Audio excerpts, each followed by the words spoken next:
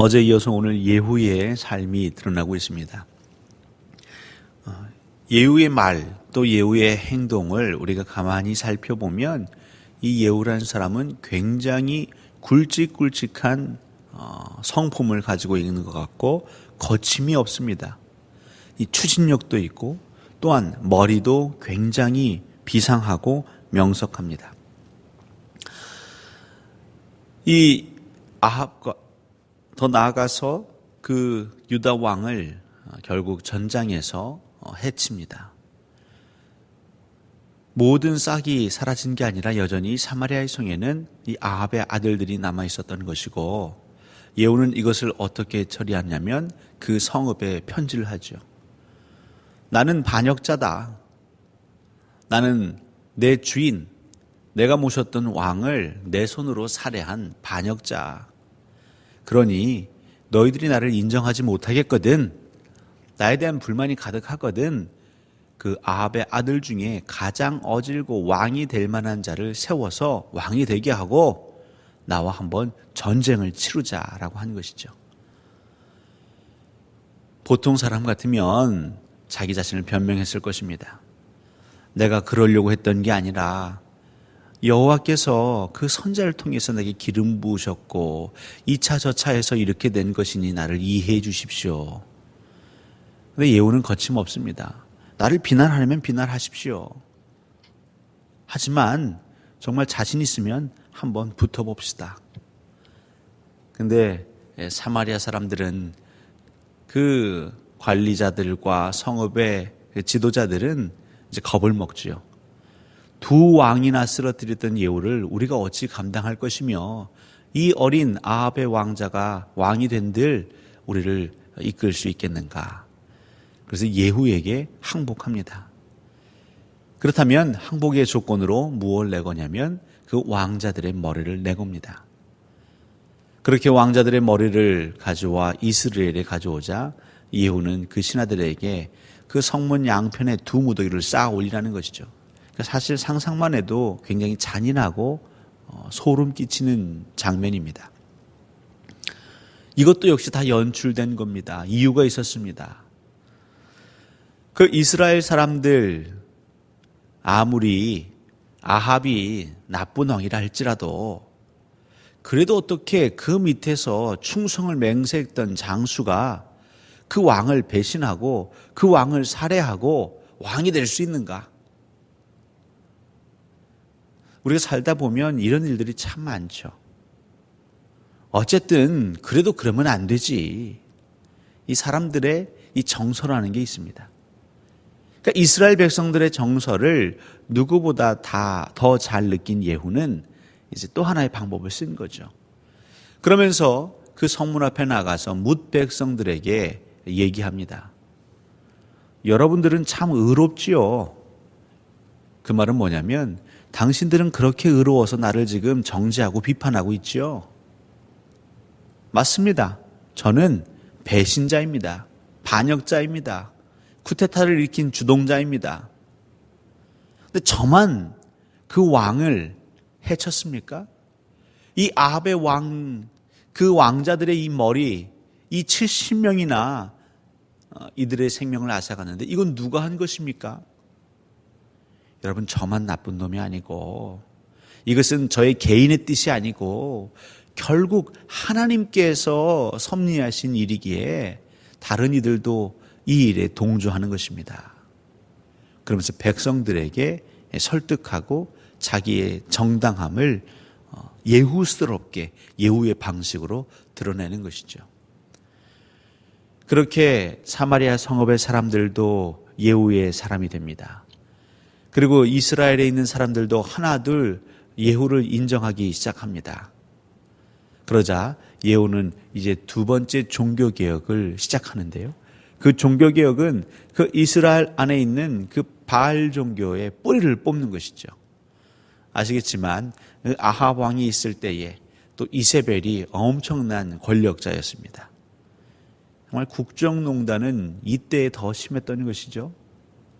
그러면서 바알을 섬기는 엄청난 제사장들과 그 종교를 인하여 이 바알 종교가 굉장히 뿌리 깊게 자리하고 있었는데, 이제 예후는 하나님께서 자기에게 주신 사명 중에 하나가 이 이스라엘을 거룩하게 하는 것이기에 이 바알 선자들을 어떻게 처리할 것인가.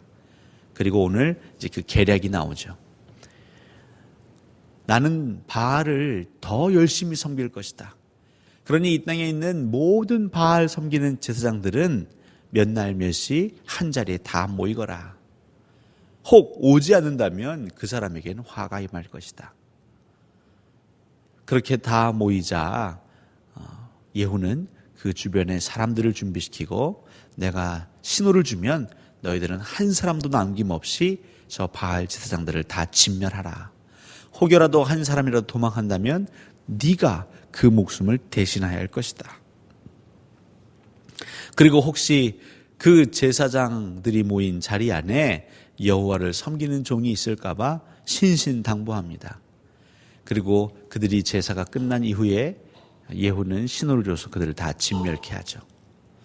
여기까지는 너무 잘했습니다. 어느 것 하나 잘못한 게 없는 것 같고 칭찬받아 마땅합니다. 근데 오늘 열왕기하 10장 마지막에 보면 그러나 예후가 전심으로 여호와를 섬기지 않았다 이렇게 표현하죠.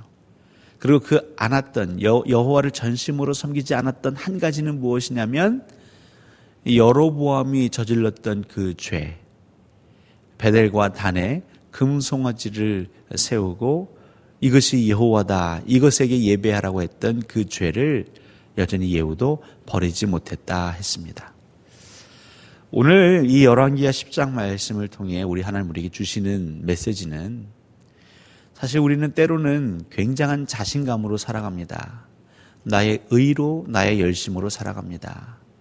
레갑의 아들 여호나답을 만났을 때에 예후가 말하죠. 나의 열심을 보여주겠다. 나의 열정을 보여주겠다. 나는 지금 여호와 하나님을 위해서 일하고 있는 것이다. 그러니 너는 나와 함께 손을 잡고 이 일에 힘을 내자. 그런데 예후 안에 조금씩 이 성공을 하지 않습니까? 사마리아 사람들도 자기들에게 오고 잃어버렸던 민심도 자기에게 오고 더 나아가서 바알 선자들도 바알 제사장들도 정말 그가 진멸케 하니까 알게 모르게 하나님이 하셨고 하나님이 내게 이 길들을 열으셨지만 자기 스스로 인정하기 시작하고 자기 자신의 지위를 사랑하기 시작합니다. 분명 여로보암에게도 하나님께서 말씀하셨습니다. 그런데 여로보암의 실책이 무엇이냐면 내가 이 자리를 어떻게 얻었는데 만약에 이 백성들이 예루살렘에 가서 예배하게 되면 다 유다의 왕으로 돌아가지 않겠는가? 네, 그것만큼은 인정할 수 없다. 하나님, 우리들끼리 잘 보낼 수 있게 해주세요. 지낼 수 있게 해주세요 하고 베델과 단에 이제 산당을 세우고 거기에 금송아지를 세우면서 이것이 여호와니 여호와께 여기서 예배해도 좋다. 근데 그것은 엄밀히 말하면 하나님께서 우리에게 주신 이스라엘 백성들에게 주신 그 10계명의 1계명을 어기는 것이죠. 2계명을 어기는 것이죠. 하나님의 계명 첫 번째, 두 번째를 다 어기는 것입니다. 예후에게도 똑같은 마음이 있는 것이죠. 내가 이렇게 내 손과 발에 피를 묻히고 고된 일을 다 했는데 흔한 말로 죽 써서 개 줘야겠냐는 거죠. 이 이스라엘 이제 한번 제가 폼나게 한번 다스려 보겠습니다.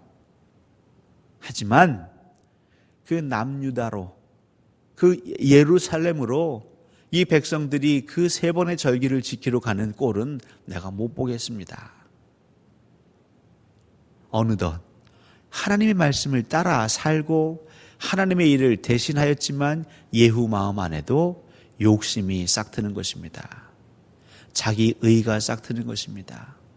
자기 자신에 대한 미련이 남아있는 것이죠. 명예에 대한, 부에 대한, 이 땅의 소망에 대한 것에 사로잡혀 있는 것이지요. 하나님은 그걸 어떻게 말씀하시냐면 그가 전심으로 여호와를 섬기지 아니하였다 말씀하셨습니다.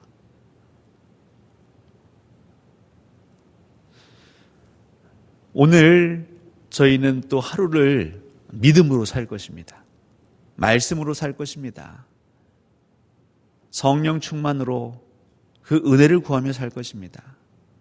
이 광야 같은 인생 한 치 앞도 알지 못하기에 내 방식, 내 경험도 있지만 하나님 그래도 저를 인도해 주십시오. 우리는 기도할 것입니다. 그러면서 하나님이 유심히 하나 또 보시는 게 있는데 그것은 과연 우리가 전심으로 하나님을 섬기는가. 내 모든 것을 다 하나님께 쏟아놓고 그 이후에 하나님의 이끄심을 따르는가. 아니면 조금은 일부는 내 생각 또 내 계획, 내 만족, 내 유익을 남겨놓고 하나님을 섬기는가. 참 불쌍하지 않습니까? 실컷 하나님의 일을 하고 그래도 생명을 걸고 여호와의 그 말씀에 순종하는 듯 보였던 예후. 근데 그 한 가지, 어찌 보면 제일 어려운 거겠지만 그 한 가지를 버리지 못해서 성경엔 그를 전심으로 여호와를 섬기지 못한 자로 기록하고 있고 남아있는 것이죠. 하나님께서 너무 안타까워하십니다. 그리고 오늘 우리 귀한 성도님들에게 말씀하십니다. 전심으로 나 여호와를 섬길 수 없겠는가? 물론 우리 안에 있는 불안함, 내 안에 여전히 남아있는 나만의 세계, 이것마저 내어놓는 것이 얼마나 어려운지 우리 하나님 아시지만 그래도 우리 하나님은 요청하고 계십니다. 사랑하는 성도 여러분, 내 자신을 다 비워내는 것, 그것은 정말 말처럼 쉬운 것이 아닙니다. 그럼에도 여러분 예후의 삶을 통한 그 하나님의 안타까움을 묵상하시며 그래도 하나님, 제가 한번 이걸 비워보려고 애써 보겠습니다.